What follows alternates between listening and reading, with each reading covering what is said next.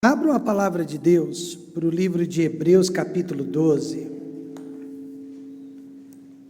Hebreus 12, dos versos 1 em diante. E eu vou ler só o versículo 1 por enquanto.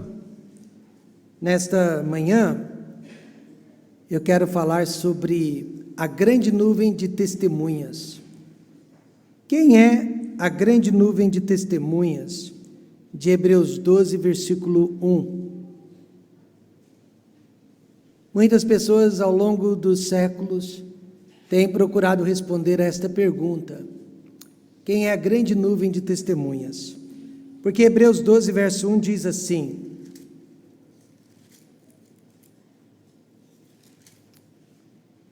portanto, nós também, pois que estamos rodeados de uma tão grande nuvem de testemunhas, deixemos todo o embaraço e o pecado que tão de perto nos rodeia e corramos com paciência a carreira que nos está proposta. Quem seria essa tão grande nuvem de testemunhas? Vamos orar? Querido Deus, eterno Pai, nos mostre nesta manhã o que a sua palavra tem a nos dizer a respeito desta tão grande nuvem de testemunhas que está, meu Pai, tão próxima de nós, que está, meu Pai, do nosso lado, nos observando, nos assistindo. E, meu Pai, abençoe que esta mensagem, ela possa transformar a nossa vida, ela possa trazer, ó Deus, informação que transforme a nossa vida. Dá-nos, meu Pai, bons ouvidos para ouvir, para entender e para aceitar a palavra de Deus. Dá-nos um coração espiritual para receber a sua palavra nesta manhã. Eu te peço a presença de Deus durante esta pregação, no nome de Jesus. Amém. Amém. Muito bem, há quem diga que a grande nuvem de testemunha se refere aos santos do Velho Testamento, que acabaram de ser citados aqui no capítulo 11. Moisés, Abraão, Isaac, Noé. Isso não quer dizer que essas pessoas que já estão mortas estejam nos olhando neste exato momento, como que se elas fossem Deus. O livro de Hebreus foi escrito para os judeus convertidos, e muitas pessoas acham então que este livro não é para a igreja, para os gentios que somos nós, mas apenas para os judeus, durante a grande tribulação, 7 anos de grande tribulação. E então, este livro foi escrito para aqueles judeus que vão passar por 7 anos de grande sofrimento aqui na face da terra. E que durante aquele período, sim, de 7 anos, eles estarão sendo assistidos, observados pelos santos do Velho Testamento. Esta é uma posição. Uma segunda posição diz que a grande nuvem de testemunha se refere sim aos santos do Velho Testamento, mas de forma figurativa. Não quer dizer que eles estejam nos assistindo ao vivo, que eles estejam observando tudo que eu e você fazemos aqui neste mundo, mas que o testemunho deles, a fé deles, que eles deixaram para trás, é o que está nos acompanhando diariamente na nossa vida cristã. O livro de Hebreus foi escrito sim para os judeus convertidos, mas como eles foram convertidos, logo eles passaram a fazer parte da igreja, como eu e você, porque dentro da igreja do corpo de Cristo, não há grego, não há judeu, nós somos todos iguais. Portanto, este livro foi escrito sim para a era da igreja, a era em que eu e você estamos vivendo, e não somente para a era da grande tribulação. Há uma terceira opinião, que a grande nuvem de testemunhas são as pessoas do presente, as pessoas que estão nos acompanhando no nosso dia a dia, e elas precisam urgentemente do nosso testemunho, e das nossas atitudes. Mas de acordo com o contexto aqui do capítulo 11 e do capítulo 12, podemos afirmar, podemos garantir que a grande nuvem de testemunhas engloba, ela atinge todos os santos do Velho Testamento, aqueles que foram citados ou não, no capítulo 11, e ela também engloba todos os santos do Novo Testamento. Mais importante, irmãos, que saber quem é a grande nuvem de testemunha, é saber o que eles estão esperando de nós. Eles estão esperando a nossa firmeza, eles estão esperando a nossa determinação até a volta do Senhor Jesus Cristo. Disso nós temos certeza, porque o versículo 3 diz: para que não enfraqueçais, desfalecendo em vossos ânimos. Mantenha aí a sua Bíblia aberta em Hebreus capítulo 12. O versículo 3 nos dá certeza do que essa multidão de pessoas está esperando de nós, para que não enfraqueçais, desfalecendo em vossos ânimos. Portanto, nós também nesta manhã que estamos rodeados de uma tão grande nuvem de testemunhas, pessoas do passado, pessoas do presente, o que precisamos fazer para o bem dessas pessoas e para o nosso bem também? Em primeiro lugar, siga o exemplo dos heróis da fé. Veja agora capítulo 11, verso 37. Siga o exemplo dos heróis da fé. Foram apedrejados, cerrados, tentados, mortos ao fio da espada, andaram vestidos de peles de ovelhas e de cabras, desamparados, aflitos e maltratados. Então você percebe comigo que sofrimento sempre foi uma marca registrada, não só no cristianismo, mas no judaísmo também. O povo de Deus sempre foi um povo perseguido, massacrado e humilhado sobre a face da terra. Isaías, um dos profetas do Velho Testamento, ele foi cerrado ao meio, como um pedaço de madeira. Tenta imaginar a dor, o sofrimento, a perseguição pela qual aquele homem de Deus passou. Nabote, ele foi apedrejado até a morte pelos homens ímpios de Jezabel, e João Batista, o último dos profetas do Velho Testamento, foi decapitado, porque ele pregou contra o pecado do rei Herodes. Então observe que perseguição e sofrimento sempre foram a marca registrada do judaísmo e do cristianismo. Mas infelizmente hoje em dia, basta um pouquinho de cansaço para balançar a nossa fé. Basta um pouquinho de decepção ou de desânimo para que o Filho de Deus pule do barco e desista do seu compromisso para com Deus, ou realize a obra de Deus fraudulosamente. E a receita para que isso não aconteça comigo, e para que isso não aconteça contigo, é seguir o exemplo de quem passou por situações muito mais difíceis, muito piores que a nossa, porém, sem jamais desistir, os heróis da fé. Os heróis da fé. Como eles conseguiram? Fazendo duas decisões. A primeira, anote aí, eles abandonaram as distrações deste mundo. O verso 1 diz: deixemos todo o embaraço e o pecado que tão de perto nos rodeia. Deixemos nossas distrações que realmente estão nos tirando do caminho de Deus, do trabalho de Deus, do serviço para Deus. Dois tipos de distração. Primeira, embaraço. Embaraço significa, meus amados irmãos, peso morto, fardo. E o pecado significa errar o alvo que Deus estabeleceu para as nossas vidas, para que andássemos neles. Assim sendo, eu pergunto, quais foram os pecados e os pesos que nos tiraram, ou que estão nos tirando hoje do caminho do Senhor? Teríamos que dizer trabalho, lazer, amizades e até mesmo enfermidades que poderíamos evitar. Elas estão nos tirando do trabalho de Deus. Quando o livro de Hebreus, este livro foi escrito, os atletas gregos e romanos, eles treinavam duro para as maratonas, grandes maratonas da Grécia Antiga. E eles amarravam pesos ao redor das pernas, do calcanhar. Eles treinavam com aqueles pesos dia após dia. E era muito difícil treinar com aqueles pesos, mas eles treinavam.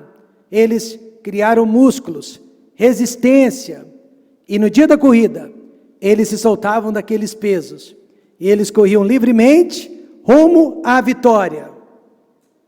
E agora Paulo está dizendo, se ele foi o autor de Hebreus, que nós também precisamos tirar esses pesos, tirar esses fardos, esses pesos mortos de nossa vida, porque servir a Deus não é difícil.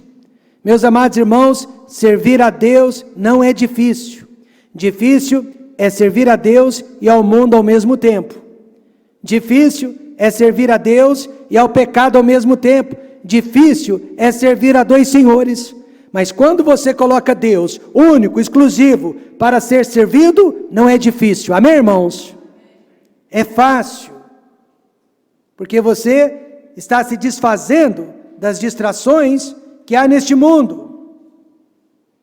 Muitos judeus convertidos naquela época haviam saído da igreja por causa da perseguição, por causa do sofrimento. Agora, eles queriam voltar. A perseguição havia cessado, eles queriam retornar para a vida cristã, mas para isso, eles tinham que abandonar as suas distrações.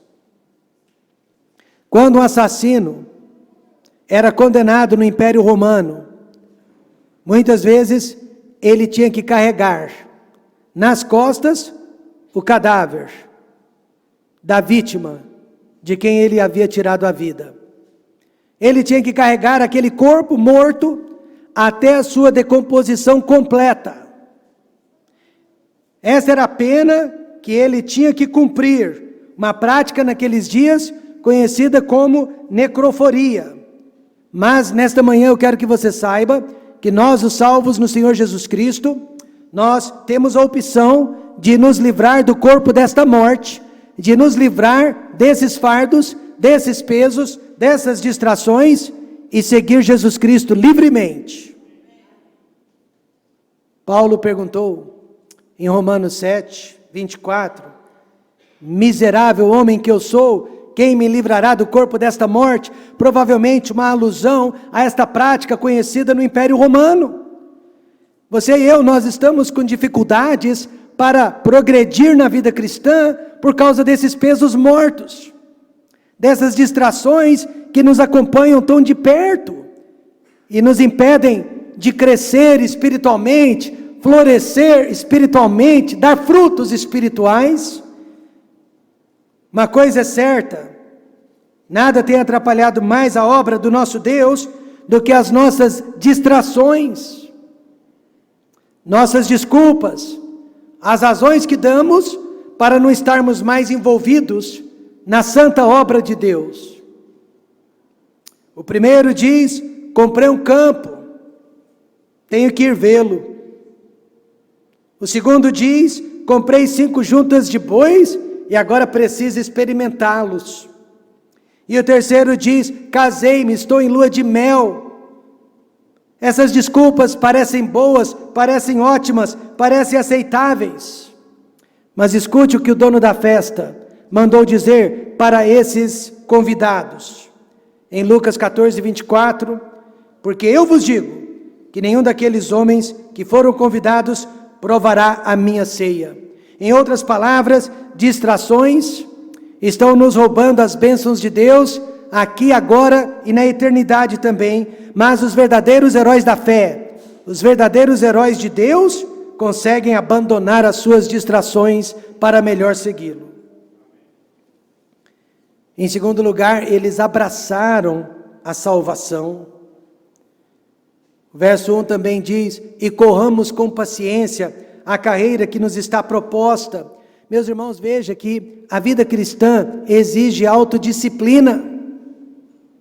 O vencedor não é aquela pessoa que chega primeiro, mas o vencedor é aquela pessoa que consegue chegar. Amém, irmãos? É aquela pessoa que consegue chegar. O nosso treinador, o nosso coach, é o Espírito Santo de Deus, e ele nos ensina como devemos correr com paciência, pois existem muitos percalços pelo caminho. Não espere uma vida cristã sem impedimentos. Não espere uma vida cristã sem desafios, sem provações. Essas provações são necessárias para poder produzir paciência em nós. Precisamos de paciência por 3 motivos. Primeiro, para o bem dos nossos espectadores. A nuvem de testemunha, irmãos, ela está nos observando e ela depende do nosso testemunho. Segundo, para o bem da nossa própria saúde espiritual.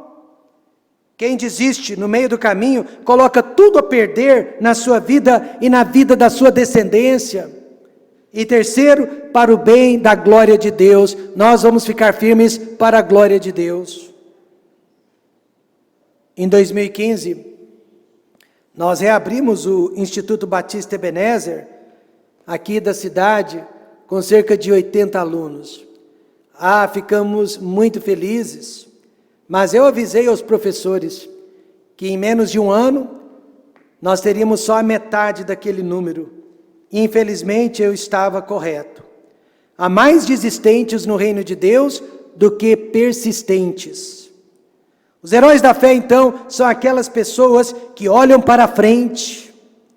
Eles têm um alvo e nada consegue tirá-los daquele alvo, nada consegue desviar os olhos deles do Senhor Jesus Cristo. Então, meus amados irmãos, o que esta nuvem de testemunha está esperando de nós? Que sigamos o exemplo delas, que sigamos o exemplo dos heróis da fé.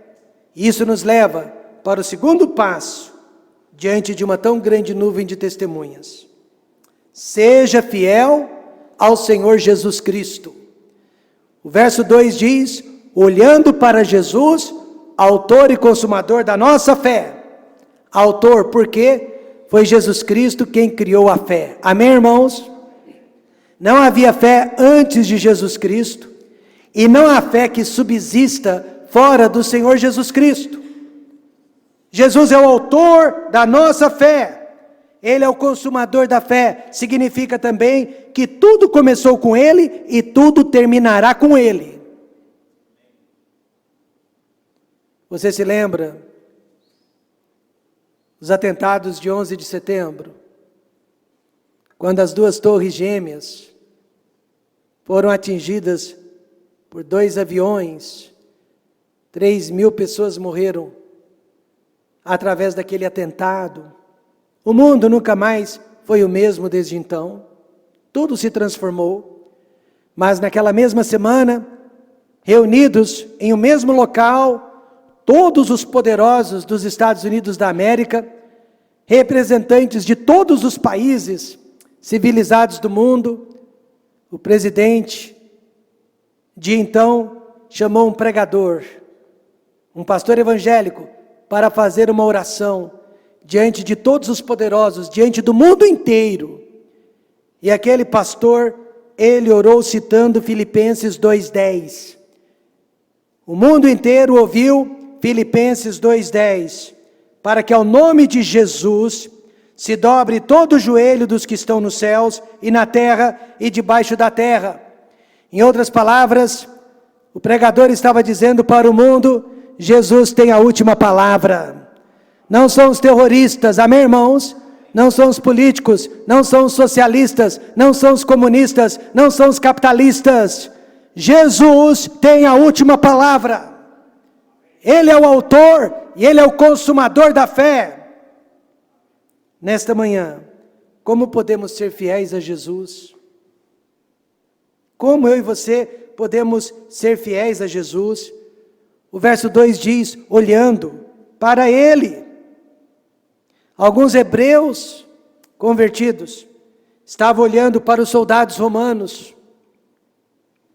Alguns hebreus convertidos estavam olhando para os irmãos que haviam saído da igreja, que haviam se desanimado e desistido do caminho cristão. E alguns estavam olhando para os perigos ao seu redor.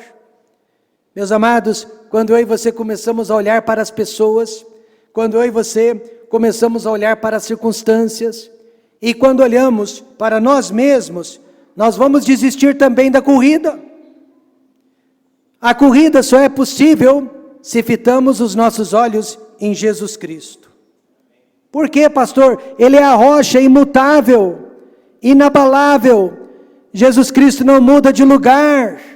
Pessoas mudam, instituições mudam, tempos mudam, filosofias mudam, governos mudam, mas Jesus Cristo é o mesmo ontem, hoje e para sempre.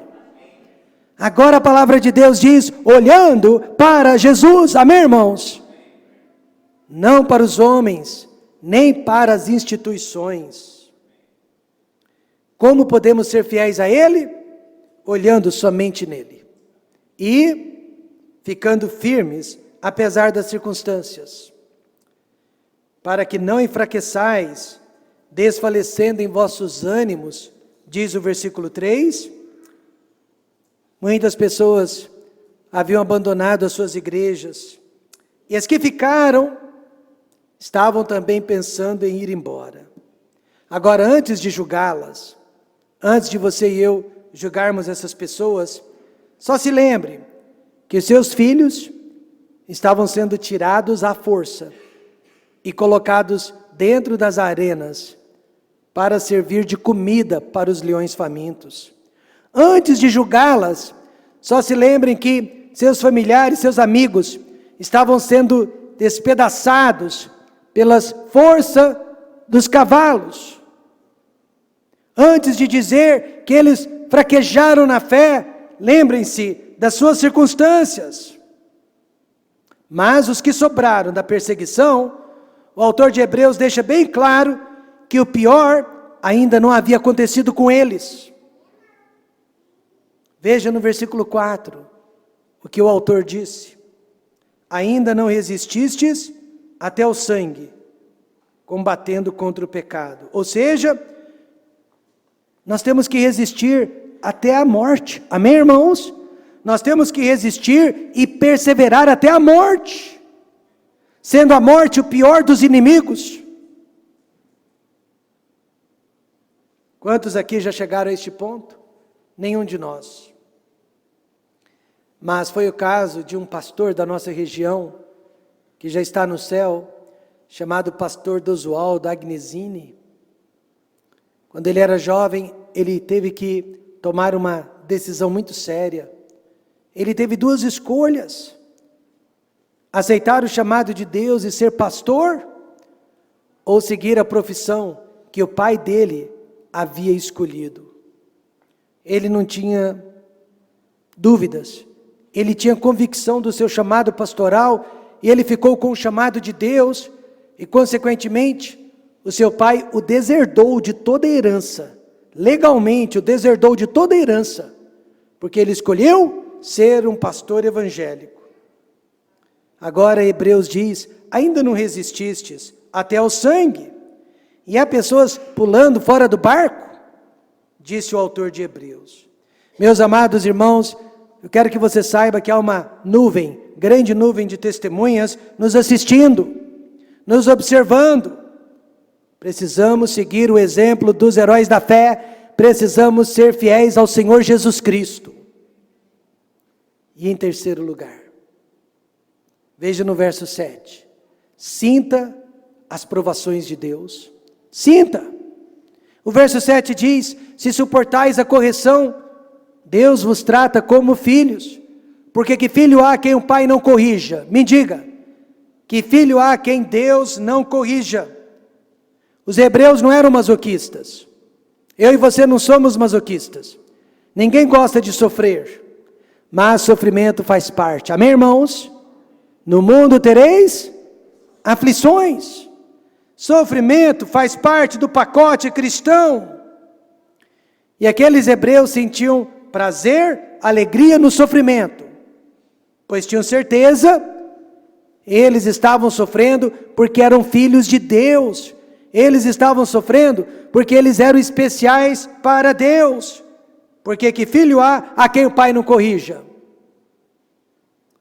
Na verdade, o cristão que se afasta de Deus, vive no pecado, sem correção, sem disciplina, está provando que nunca nasceu de novo, está provando que sempre foi um joio no meio do trigo, mas nunca foi um verdadeiro convertido. Por quê, pastor? Porque a Bíblia diz, mas se estáis sem disciplina, da qual todos são feitos participantes, sois então bastardos e não filhos. Bastardos, filhos ilegítimos. Porque filho é corrigido, amém, irmãos? Filho é provado. Filho é testado.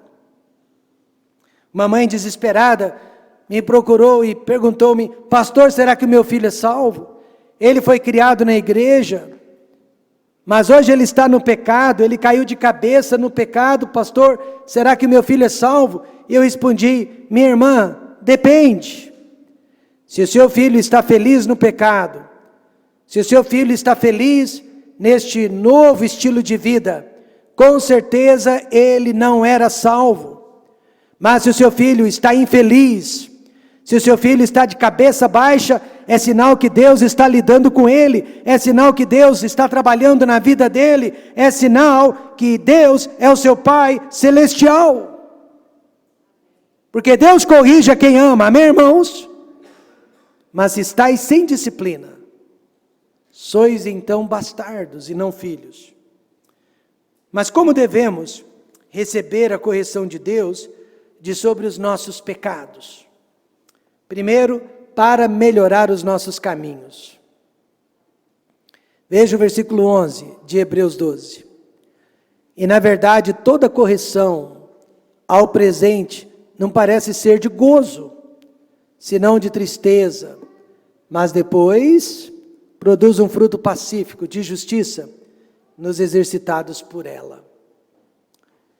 A justiça de Deus não condena o homem pelo mesmo pecado duas vezes.